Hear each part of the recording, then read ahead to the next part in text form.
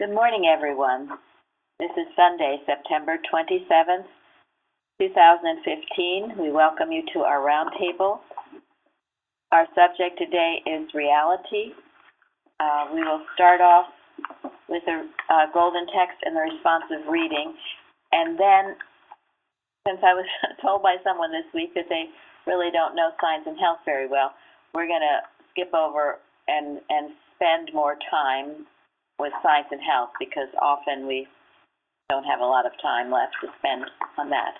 So, and before we begin, I will start with Florence, who wanted to say a few things. Yes, Florence? Yes, I'm here. Oh, good. Yeah, this week I just was thinking of how we're really treating ourselves. I know that it's fortunate in this church, a lot of information, a lot of instruction is being given, so many articles and so on that help us do our own healings, which is really great.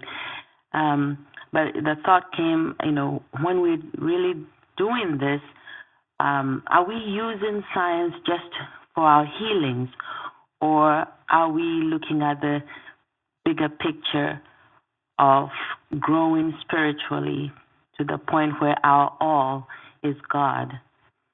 And, I just wondered, what people think about that.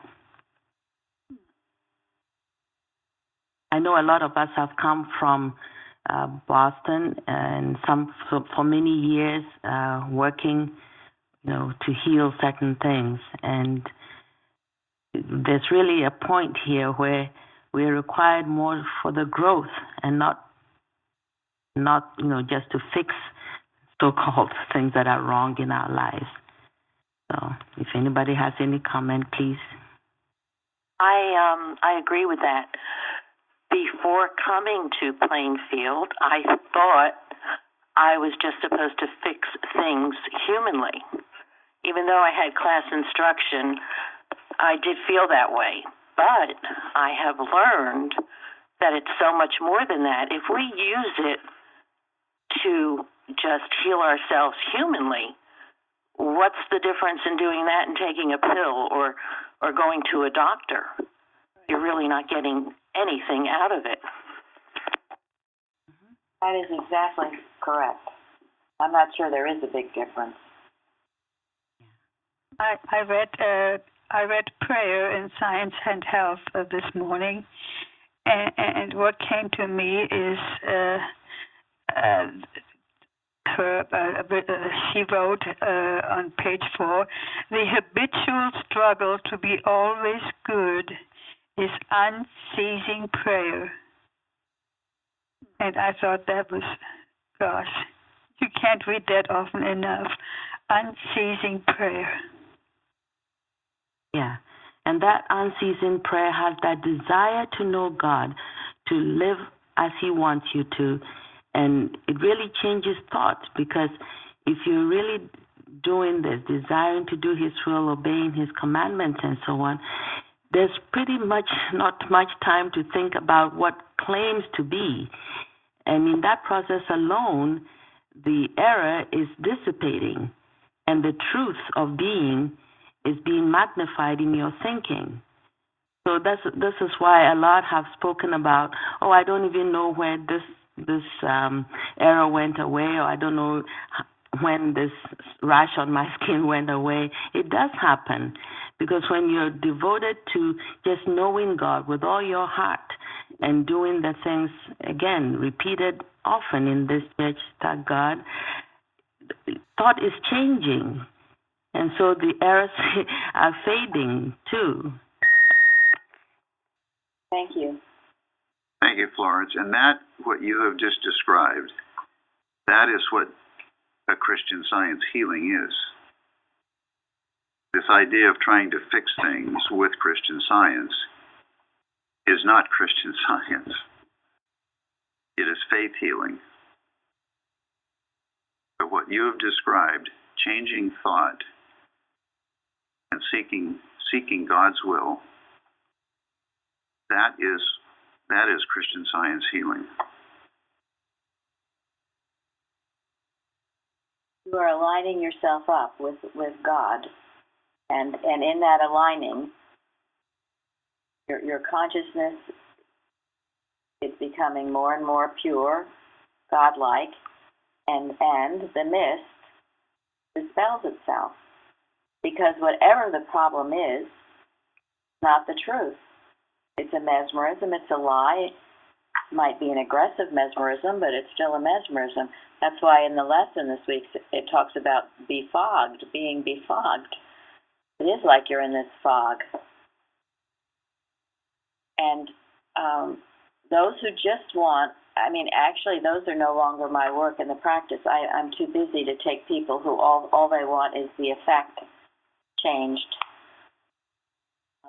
Because in my book, it's just as Janet started out saying, that's not even real Christian Science healing. If that is all you want, you might as well take a pill. And often I feel that, or I see that when people come just to have something healed, then, if it's not healed in a couple of weeks or whatever, often they leave. You haven't given God your all, so how can you see the perfection that He is seeing about you? They say the disease of any kind is mental. So is releasing the thought of whatever the discord is and pouring in the truth, which is really seeking God with all your heart, is what brings the realization of that present perfection. So I just thought, I know I did it for years. I would just, call practitioner and use these truths because I want to heal this or I want to get the situation resolved. But in doing that, if I'm doing that, the error is so in my mind all the time. I'm really affirming that it's true. Absolutely. So, you're making a reality out of it. Mm-hmm. I've got this thing and I've got to heal it. And that's why the healing sometimes escapes you. In fact, sometimes things get worse because again, you're focused on the problem and not on God. And that's one of the wonderful things I found in coming to this church. It was so different than any place I'd ever been because I was given so many things to do to get my thought off God, off the era and onto God, and to forget my problems and self, my body, be absent from the body and present with the Lord. And the more I did that, all these troubles faded out of my experience. They were never true in the first place. Sometimes, as I said, I don't even know when, it just left. And in that, no longer was this healing, no longer was this change of effect so important in my thought. What was important was my oneness with the Father. And don't you think until we bring every individual to realize this oneness with the Father, there is not much healing going on. You can try and change somebody's belief, and if they're not thinking the same way, there's no healing going on. I noticed that with my daughter. She is just so broken heart and body that I cannot reach her, and she does not accept Christian Science. And I finally decided to stop crying about her and worrying about her. It's not doing any good. The change has to come from her, and I cannot heal this.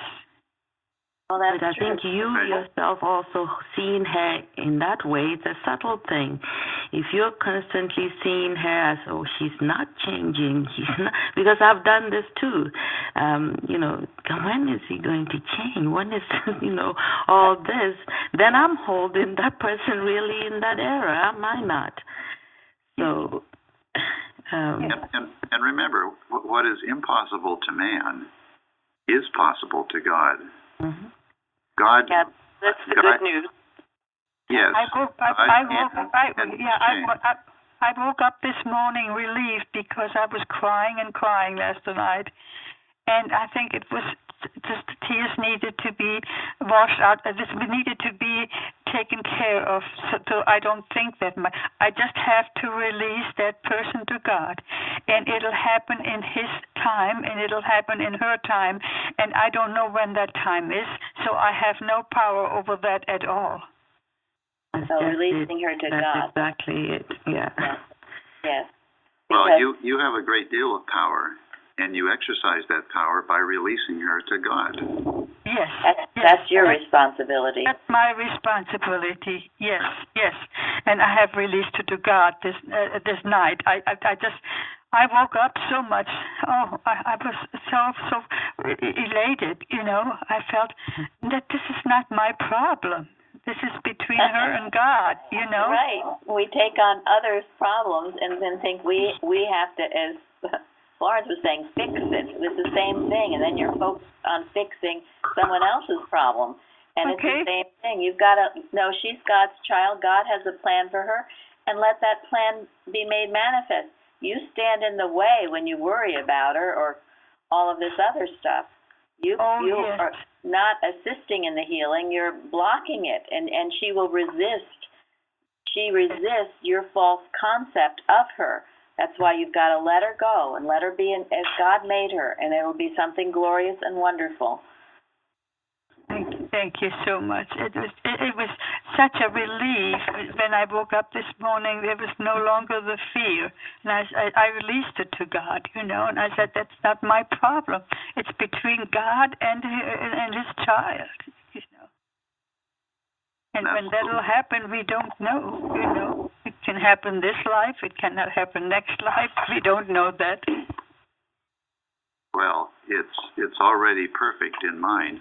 And love for God and man is the true incentive in both healing and teaching.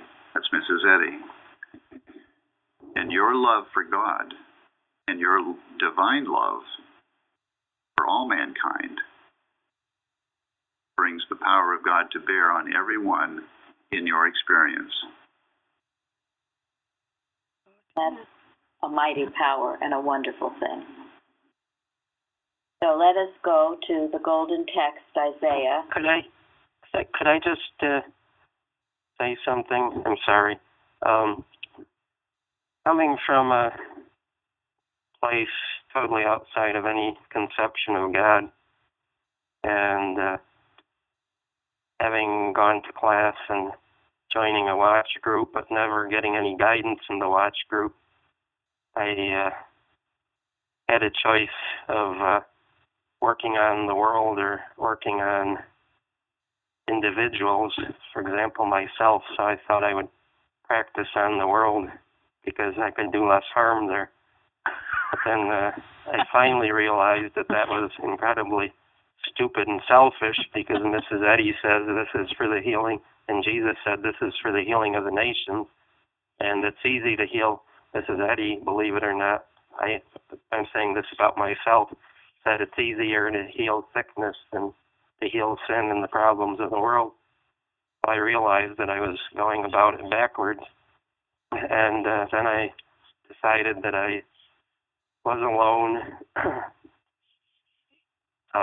humanly, so I decided that I would practice upon myself, because then if something didn't go right, then I was the one, I wouldn't be inflicting suffering upon others.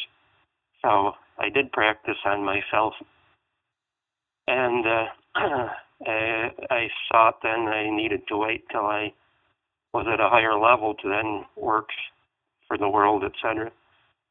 And this is what I feel is so wonderful and unique about Plainfield, is that there's constant reminders and qualifying that we need to be working on the bigger things and being at one with God. But at some point, if we're going to be practical, we do have to practice, and I personally thought it would be better for me in the end to practice upon myself and see the results and inflict suffering on other people if I didn't do it properly. So that was just kind of my take on it. Get a full time, just working on yourself. It's a full-time job. Well, I know. But that's, Well, and it is always yourself, because it is your perception of the world and others. It always is yourself. So, and that. What that means is that keep your consciousness clear and with God, because your entire experience is in your consciousness.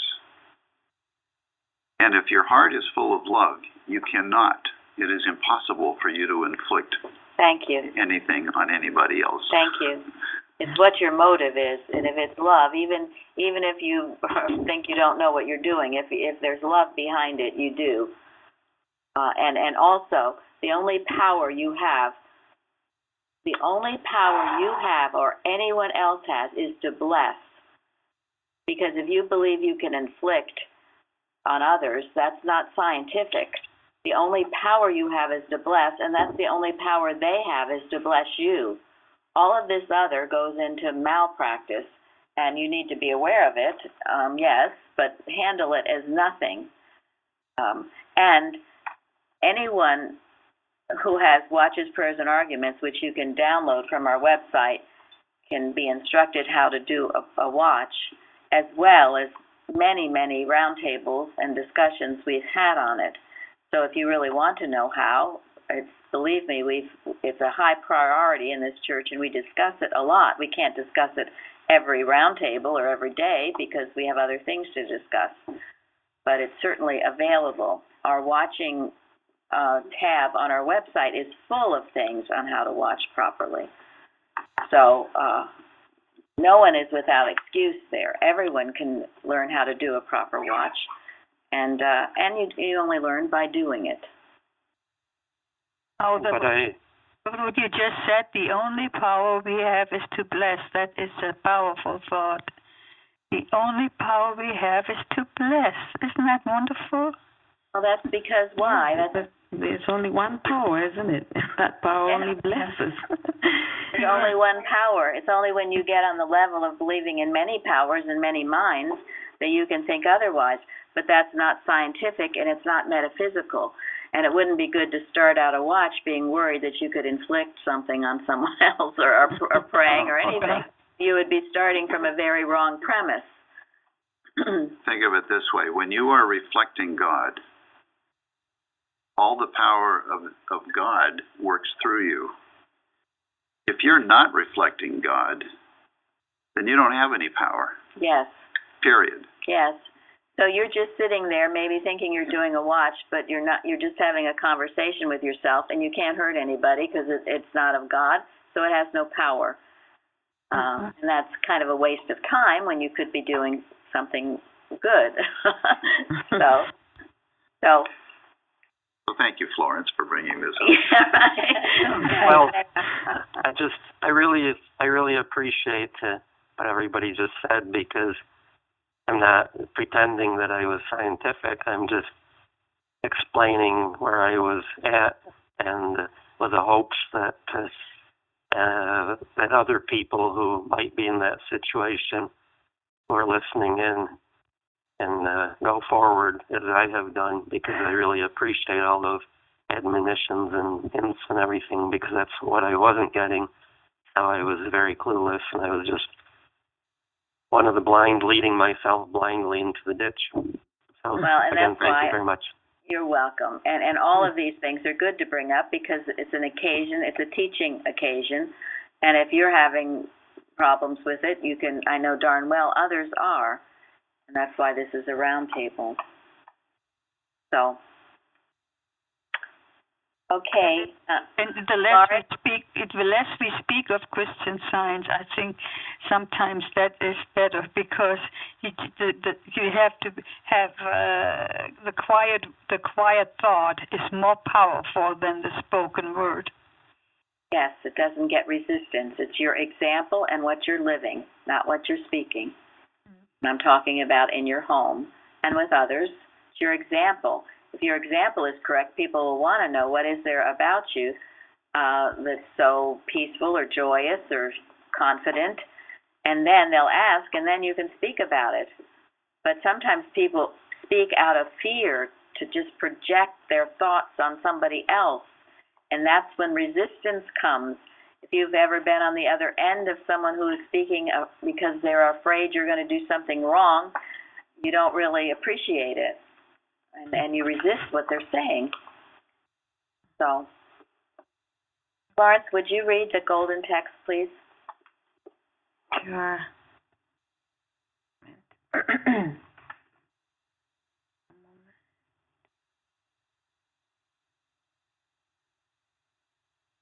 Okay. It says, the work of righteousness shall be peace, and the effect of righteousness quietness and assurance forever. Do you understand that to be true? What is the work of righteousness?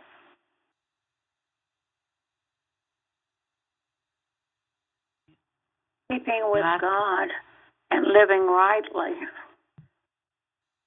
Yes. Obeying God. Sorry, I looked it up, and one definition said comprehending holy principles and affections of heart and conformity of life to the divine law. Thank you. And it's the conformity that's the key there. So divine law. We're not speaking of human righteousness. We're speaking of the divine law. Correct. Yes. Yeah, because really it's a matter of doing that which is right in God's sight, isn't it? Obedience to God, to what God is instructing you each day, each moment of each day. I think it's also accepting it and loving to live it. Thank you. If you do it like, oh my gosh, I've got to do this, I've got to correct my thoughts, I've got to be a good girl today.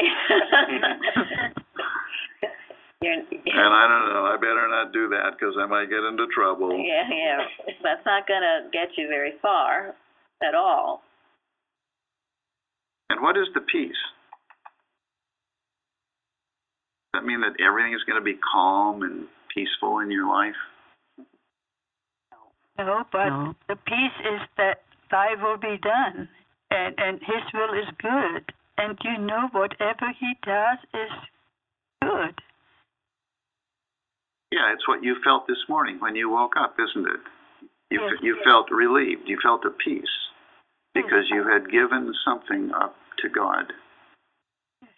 My daughter. Oh, Yeah. That's wonderful. Yeah. Yes. And the outward picture isn't always perfect. But in your own consciousness, And like you have a oneness with God that nobody can disturb. What was troubling you? you? A sense of protection as well. Yes. Yes. Thank you. And there's a deep trust and faith in that. It shows, finally, I'm trusting God that He is the one and not me. I'm not responsible, Yes. but I'm responsible to I have to keep my thoughts in line with God. That's what I'm responsible for. Constant prayers.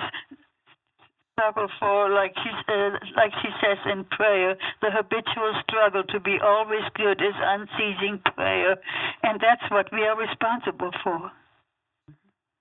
Unceasing prayer. And you see, you had a struggle over it, and that's how it's not always peaceful. You struggle, you were up crying all night and struggling, but then you, just like Jacob struggled all night with the angel until the angel blessed him. Till you get the right thought, and the right thought was to release your daughter to God, and that brings freedom. And now it's a matter of maintaining that.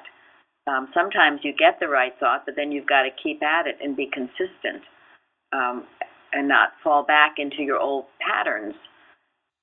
That's why the only habit you should have is the one you just quoted, the unceasing prayer. Yes. Anyone else on this golden text? Who was it? Someone else yesterday gave us the definition of assurance. Oh, I did. I don't, where is it now? It says steadiness, a firm a firmness in trust. But let me see if I can find it. Go ahead with something else, and I'll find it. Well, I did look it up as well. So Okay. it's to make firm, full confidence or trust, freedom from doubt, utmost certainty. And also that quietness shows a lovely picture. It's not an agitated thought. It's not a Mexican jumping bean. It's a quietness. And it refers to the quietness of my own consciousness, because that is when the angel thoughts come to me. My own consciousness is quiet. And the assurance is the dominion that is promised to us. That is our birthright. Think about it. When you're sure, when you don't doubt about your relationship with God and what God does for you and for mankind, that's a dominion. Nobody can ever take that from you. It's not dependent on outward circumstances. This is why all these prophets, and it was so beautifully brought out in yesterday's Bible study, Elisha not panicking because he knew his God. Didn't matter what was going on around him. Didn't matter that Jesus was in the middle of a storm or that all these people were pressing him and they were all sick. He knew his God. He had a peace with his oneness with God. So I'm going to switch over now to Science and Health. There's a lot of other things in the Bible, but who would like to read citation 1? How about you, Jeremy? Okay. God is individual, incorporeal. He is divine principle, love, the universal cause, the only creator, and there is no other self-existence. He is all-inclusive and is reflected by all that is real and eternal and by nothing else. He fills all space, and it is impossible to conceive of such omnipresence and individuality except as infinite spirit or mind. Hence, all is spirit and spiritual. Okay. That covers a lot of ground. he is, as we do this, and I want you during the week now, if you don't already, and I'm grateful to those of you who have been looking up definitions, and certainly look up definitions in Science and Health. There's so many things I thought I knew what the definition was, and maybe I knew one definition, but it's not what Mrs. Eddy is speaking about. So God is individual. What does that mean? Does anyone know what individual means? One of a kind. Thank you. That's true. It's not divided. Oneness.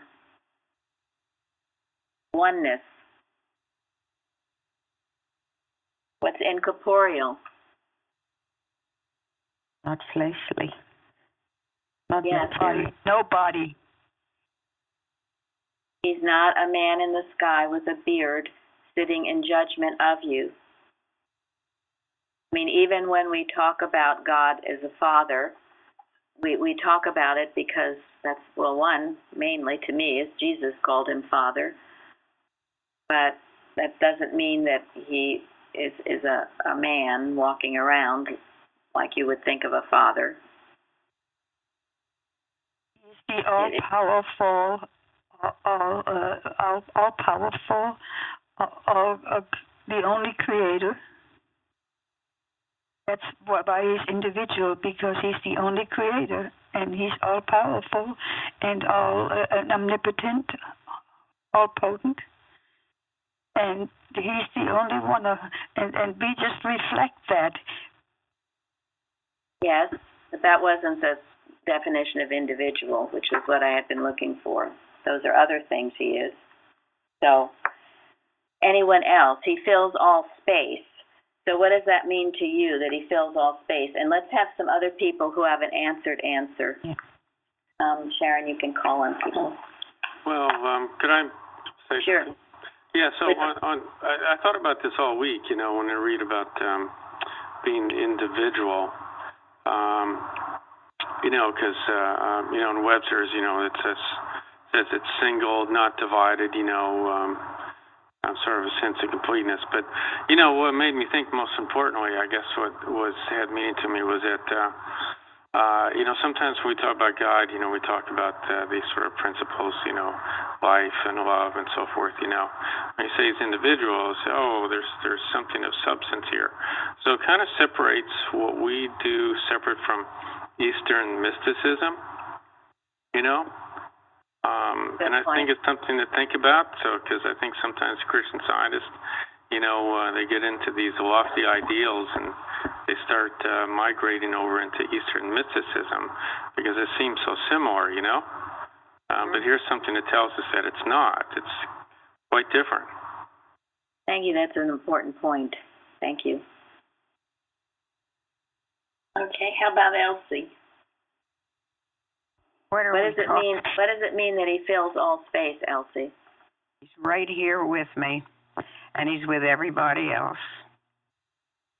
Yes. I got to prove that. Yes. That's our oneness with him. You never question it. You turn to him for comfort and love. Thank you. He's right there. And there's no room for anything else. If he fills all space. I said, since God fills all space, there's no room for anything else. I was reading something on fear the other day and how there is nothing to fear, and that's a good reminder for me. Like, if God is all and he does fill all space, what else is there for me to be fearful of? Thank you. And what if you have a... Go ahead. Oh, I'm sorry. Just one other definition of the word fill that I had never thought to look up was to satisfy. So that also means something to me, that he satisfies all needs, everything. He is everything. I thought that was interesting, satisfy. That is. You see? Now, I would never have thought fill, satisfy. So what if you have a pain in your body? Well, it's not in God. It can't be in you because you're his reflection. And he fills all space. So where that pain seems to be is there's God. Nothing outside of space. I mean, there's nothing outside of God. Yes. There is no spot where God is not. Thank Something you. simple and helpful. Oh, very good. So simple. Mrs. Eddy's logic was like a mathematician. Gary loves math, and he appreciates her way of reasoning. It's also true how Albert Einstein came on all of this. It's logic. I mean, the human mind says, oh, well, he fills all space. Well, that's impossible because, how could that be? But either he does or he doesn't. And if he does, then the next thing is, well, then there, as Day was saying, there can't be room for anything but him. That's the logic of it. And you have to go with his logic. And this is where the trust and faith comes in. And it also is where the study and prayer comes in, because you're bombarded with every other suggestion. So what makes a good mathematician, Gary? Makes a good mathematician clear thinking and humility.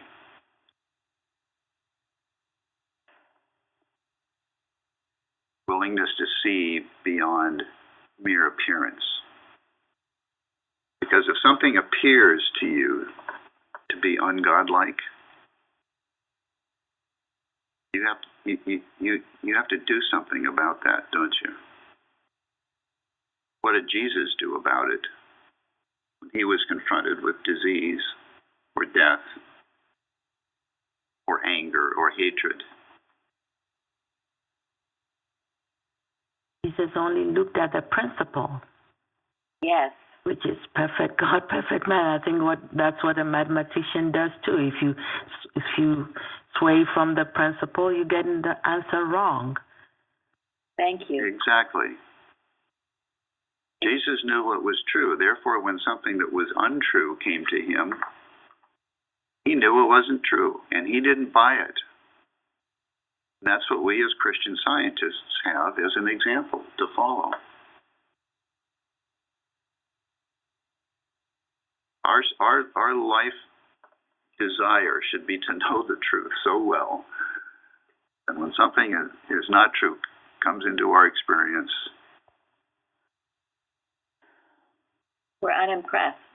We can heal it by knowing the truth. Do you know how exciting this is? I mean, do you know how wondrous this science is? And sometimes we're just scratching the surface of it. We should want it to consume us because it's so wonderful. Lillian, were you going to say something? No, the statement, there is no spot. Oh, okay. Okay, well, so this is a law of the universe, a principle. God fills all space. So when you see something going wrong in your life, you can know God fills that very space, wherever that is, God is. There's nothing but God.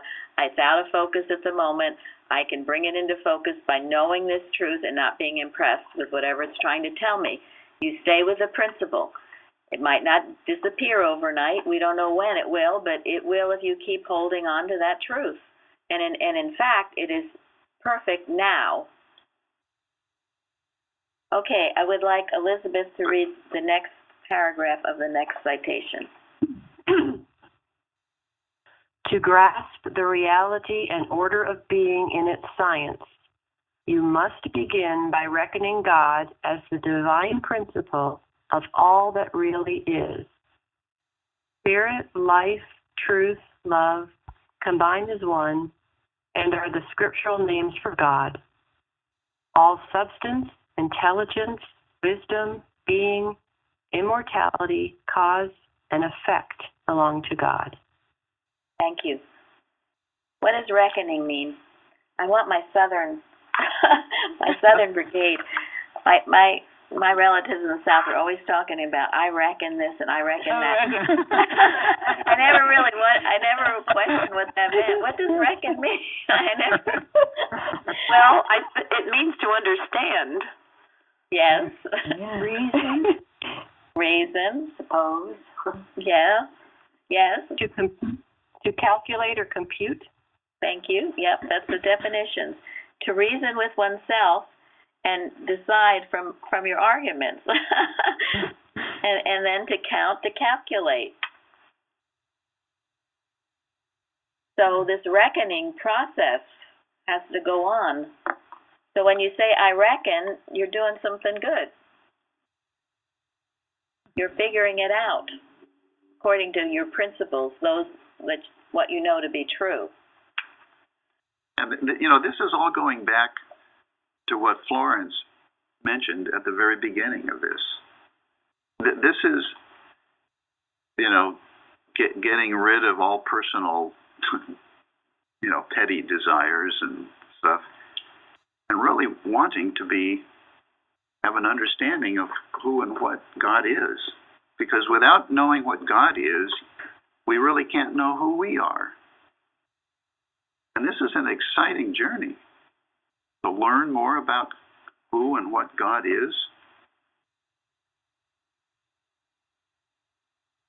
When you think sometimes what people do with their days or how much time is spent on the things of God, it's no wonder that people get confused or turn to drugs or alcohol.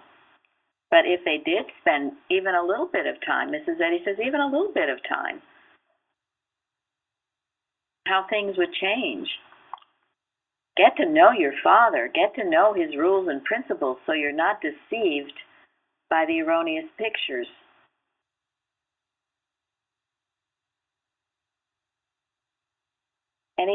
What about, it lists substance, intelligence, wisdom, being, immortality, cause, and effect belong to God. A lot of things belonging to God. If you see an effect that's not good, what does that mean? Not God. Not God. You always can bring always it back. Question it. Question it, yes. Take it back to the source. Something's amiss. I think it's interesting that it lists substance, and before it said incorporeal, and the fact that incorporeal doesn't mean intangible, like there was not anything there, you know, that there's still that substance. So. Yeah, and Spirit is substance. Yes.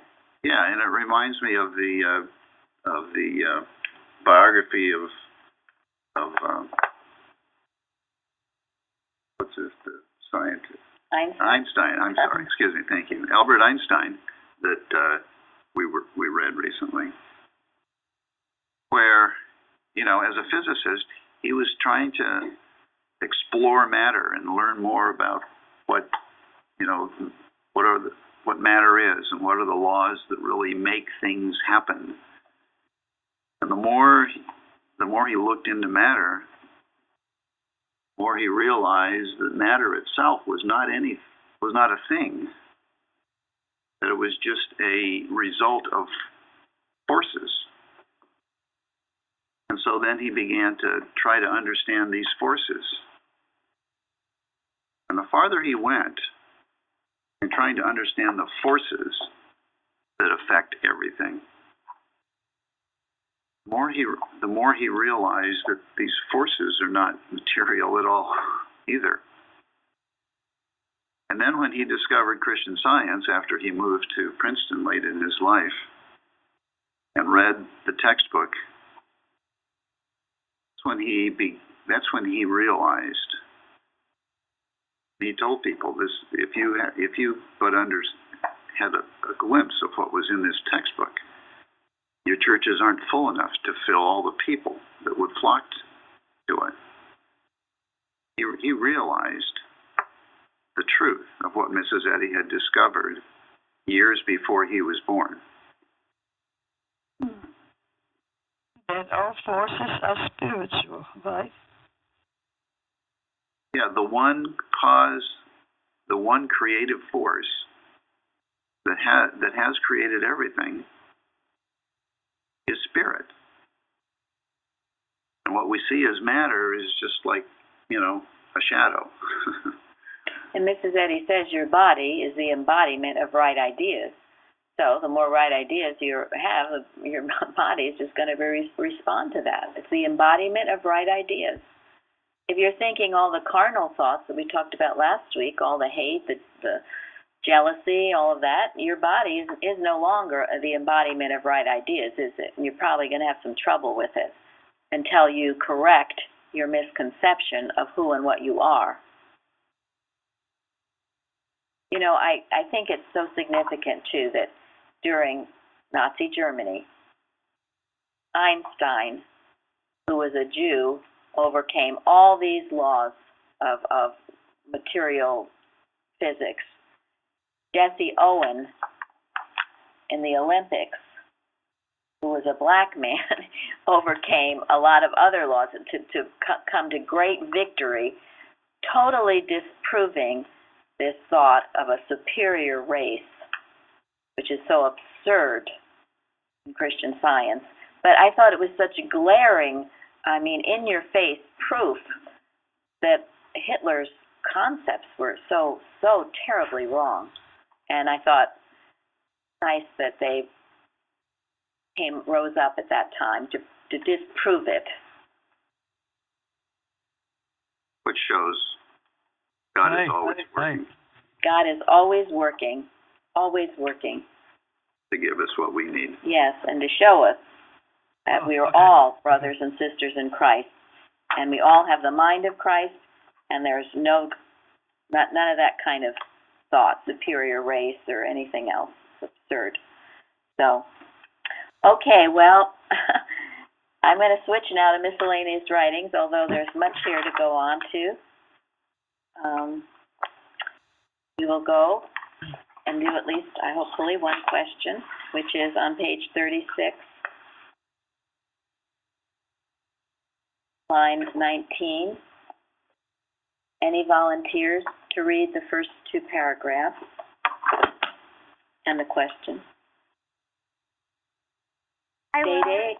Oh, who was that, Wendy? Yes. Okay, go ahead, Wendy. What is the distinction between mortal mind and immortal mind? Mortal mind includes all evil, disease, and death. Also, all beliefs relative to the so-called material laws and all material objects and the law of sin and death. The scripture says the carnal mind, in other words, mortal mind, is enmity against God, for it is not subject to the law of God, neither indeed can be. Mortal mind is an illusion, as much in our waking moments as in the dreams of sleep. The belief that intelligence, truth, and love are in matter and separate from God is an error, for there is no intelligent evil and no power besides God good. God would not be omnipotent if there were in reality another mind creating or governing man or the universe. Thank you. Just what we were talking about. Exactly, which is why I wanted to go to it. And the superb logic of Mrs. Eddy's thought. If one is all, that excludes the other. Makes so much sense. It was like, what? It does make sense. But in fact, it might even be true.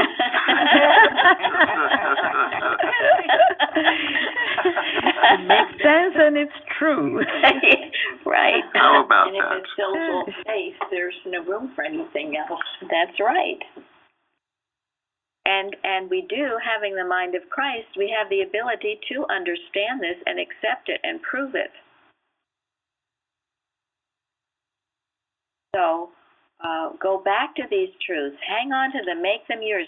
What we're doing here is the renewing of your mind. We're displacing all the false beliefs that we all grow up with and we see everywhere and hear about all the time with what is true. So you become it. And you're not impressed when error tries to show its ugly face. You're not impressed. You know, it's just an illusion, a bad dream, if you will. And realize intelligence is not in matter. So it's not in your brain. It's not in your DNA. Truth is not in matter. Love is not in matter. So when you get a good idea, where does it come from? God. The great I am.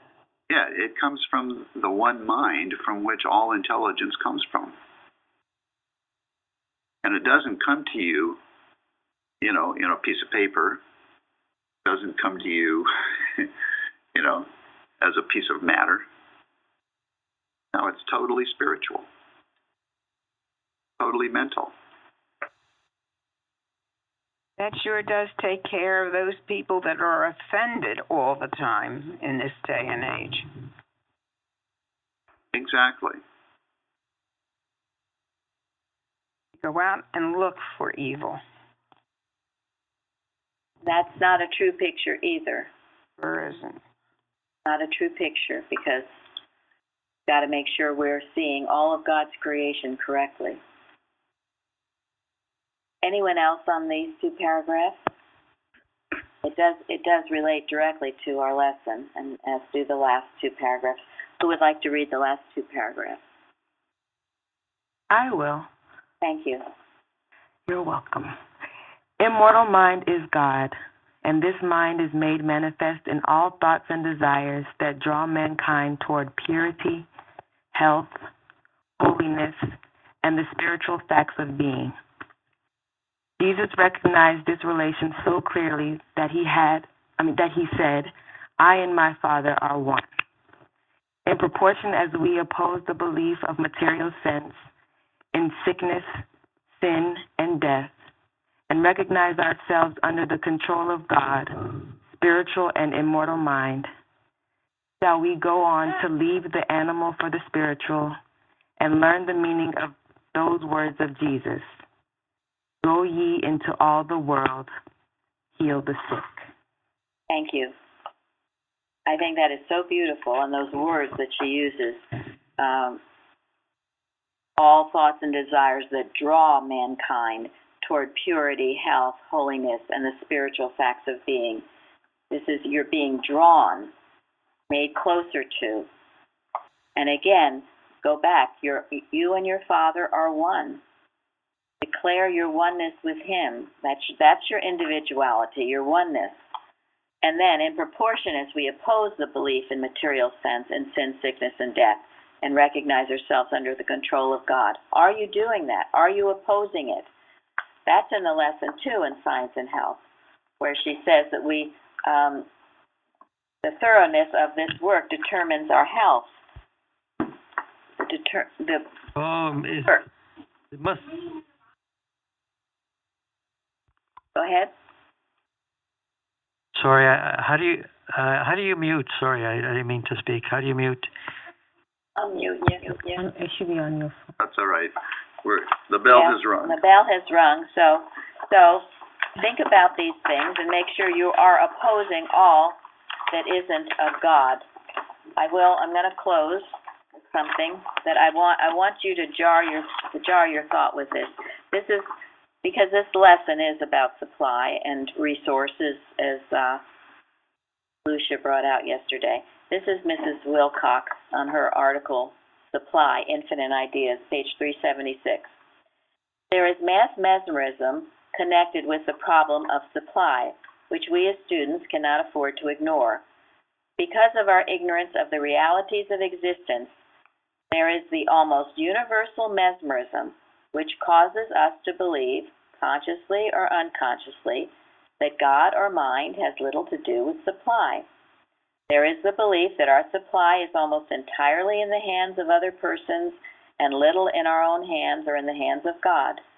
There is the belief that our income, our position, our employment are disconnected from us and are at the mercy of others, and that we, in and of ourselves, have little power over these things. It is almost a prevailing belief that our business is dependent upon the activities of other persons, upon the activity of our government or of our nation or international conditions, and that it is entirely out of God's hands. Think of it. Add poverty to that list of sin, disease, and death are not real. Then she says, everything in the universe belongs to God, to mind. Everything is in His hands. Everything of which we are conscious has its being, its substance, and all its activities in the one divine principle. Likewise, everything in the universe belongs to us. Each one of us is an individual expression of infinity, and consequently, each one of us possesses all the glories of heaven and of earth. And don't let Era tell you otherwise. Thank you. Amen. Thank you. Thank you for good service. Okay. Thank you all.